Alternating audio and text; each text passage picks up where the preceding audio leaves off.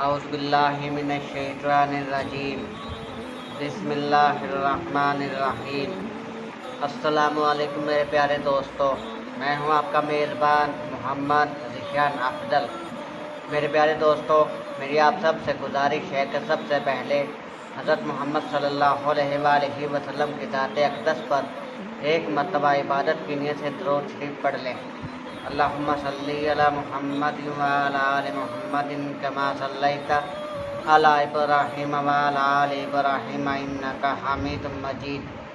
اللہم بارک علی محمد وعلی آل محمد کما بارکت علی ابراہیم وعلی آل ابراہیم انکا حمید مجید۔ میرے پیارے دوستو، میں اپنی آج کی اس ویڈیو میں فضائل اعمال میں سے حضرت محمد صلی اللہ علیہ وآلہ وسلم کی ایک حدیث مبارکہ آپ کی خدمت میں پیش کرنے آیا ہوں۔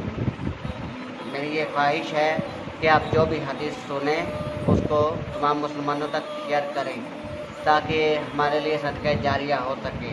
تو چلیے آج کی حدیث مبارکہ کی طرف۔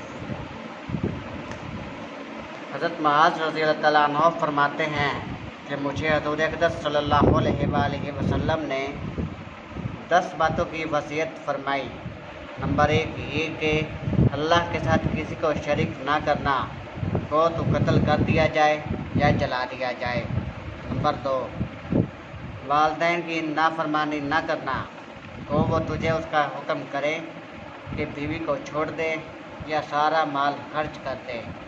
نمبر 3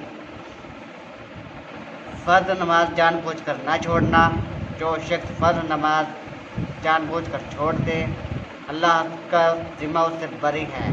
نمبر 4 شراب نہ پینا کہ یہ ہر برائی اور فحش کی جڑ ہے۔